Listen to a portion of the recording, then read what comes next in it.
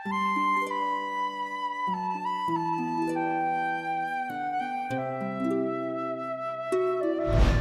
pagbag-o sa pagtuo, human ang pari mangutana sa mga nangugos o sa mga sponsors, Amerikanan, do you believe in God, the Father Almighty, Creator of heaven and earth?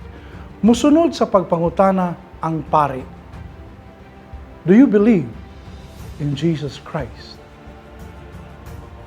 Ang pangalan nga Jesus gihatag o gipahibalo ni Anghel Gabriel sa diha nga mitungha siya kang Santa Maria. Ang kahulugan sa maong pangalan, ang Dios nagluwas.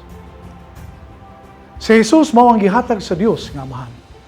Siya ang atong Kristo, ang atong manluluwas.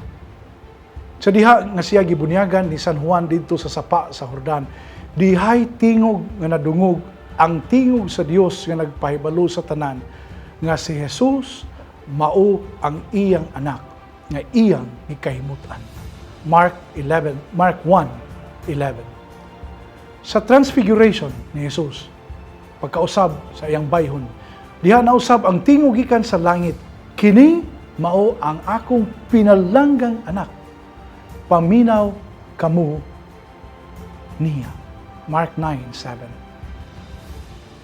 Sa Bagong Testamento, daghang butang kabahin ni Jesus gisaysay. Ang iyang gugma, ang iyang kaluoy, iyang pagtagad, ug daghan pang mga butang aron kita mutuo ug musunod kaniya.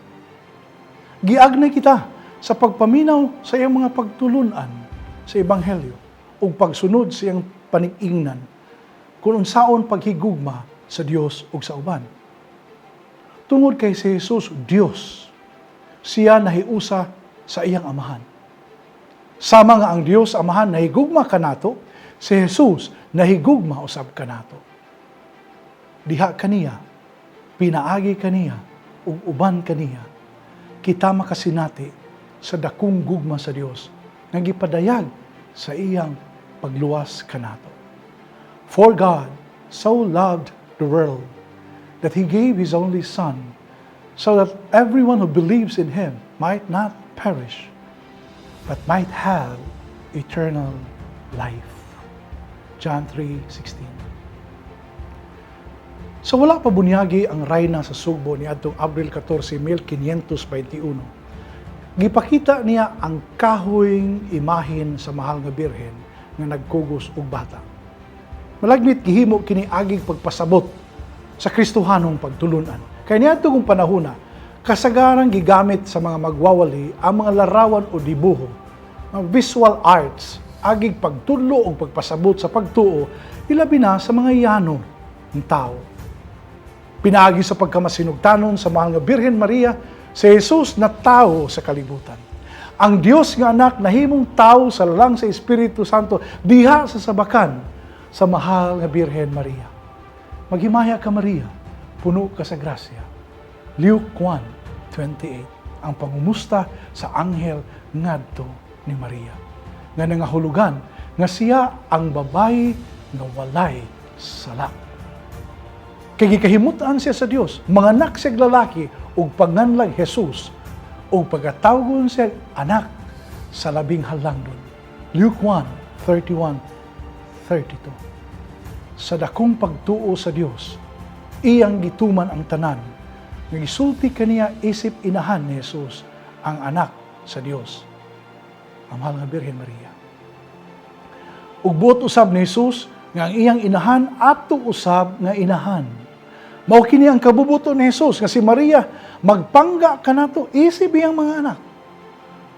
Mao nga alang kanato ilabi na kanatong mga Katoliko nga nagtuo nga tungod kay si Maria inahan sa atong Ginoo, mahinungdanon kaayo. Kay kung sa tinuray nahigugma kita ni Jesus, mahigugma gyud ta niya nga musubay siyang panig-ingnan sa gugma ug sa pagkamasinugdanon. Si Jesus nagtudlo unsaon pagsulod sa gingharian sa Dios. Ug kini ang pagtuman sa balaod sa gugma. Naghatag siya og daghang mga panig-ingnan kung unsaon paghigugma. Gimahal niya ang tanang tao. Giayo niya ang daghang masakiton. Diha gani ang mga higayon nga halos wala na siya panahon sa pagkaon o pagpahulay. Ikalimutan niya yung kaugalingon. Panginahanglan aron pagtabang sa uban. Ang dakong gugma maoy napakasabot niya sa kahimtang sa mga tao. Nasayod siya nga sila gigutom, mao nga gihatagaan niya pan o isda. Matthew 14:16-21. Gidawat niya ang mga makasasala, ang mga sinalikway sa katilingban, nakigsalo siya uban kanila. Sa tibok niyang kinabuhi, ang iyang gihimo maura gyud ang pagbuhat og maayo alang sa uban. Pagpaambit sa iyang panahon, paghatag sa iyang gugma ug pagtuman sa kabubuton sa iyang amahan sa langit. Paghigugmaay kamo, ingon nga ako nahigugma kaninyo. John 15:12. Kita nga iyang mga sumusunod, gipaabot nga mopaambit sa gugma ngadto sa uban. Ug kun adunay kaayo nga atong gihimo sa uban, kini atong gihimo alang kaniya. Matthew 24:43-45. Apan dili kini sayon tungod kay lakip man niini ang paghigugma sa atong kaaway. Sultihan ko kamo, higugmaa ang inyong mga kaaway. Matthew 5:44. Apan tanawa, unsay gihimo sa mga tao kaniya, kang Hesus. Usa ka gabi niya na samtang nagampo siya uban sa tulo niya ka mga tinun-an didto sa tanaman sa Getsemani. Niabot ang mga sundalo, gidakop o gidala siya ngadto sa labahong pari, giludan, gilatigo, gibiyay-biyay, gipurung-purungan og tunok, o gihukman nga ilansang sa krus ni Pilato ang Romanhong gobernador sa Palestina. Gipasaan niya ang krus ug sa pag-abot nila sa dapit sa Kalabera, sa Kalbaryo, gilansang siya sa krus o namatay. Kining tanan gihimo kay giisip nila siya nga kriminal. Mark 14:15. Sa wala pa siya mamatay sa krus, gipangayo niya sa amahan sa langit ang pagpasaylo sa tanan nga nagplano o hinungdan sa iyang kamatayon. Andam si Jesus ni pasaylo kanila nga nagpaantos o nagpatay kaniya. O siya buot kanato nga mapasayloon usab. Paghigugmaay ang iyang tinguha kanato, lakip ang atong mga kaaway. Ang mga tao nga nagtinguha sa atong kalisod, bisan gani sa atong kinabuhi. Tinuod nga kini lisod, bisan man gani ang paglitok og maayo alang kanila, samot ang pagpakitag kaayo o pagpasaylo. Apan, makapadayag paghihapon sa paghigugma, bisan sa pagampo na lang alang kanila. Sa ingon niini, makabaton kita og kalinaw ug kalipay sa atong kinabuhi. Pagampo kanila. Gilubong si Jesus ug sa ikatulong adlaw na banhaw siya. O ang iyang kabanhawan nagpakita sa iyang kadaugan batok sa kamatayon. Ang iyang pagkabanhaw nagdalag kahayag sa mangitngit nga kalibutan tungod sa sala.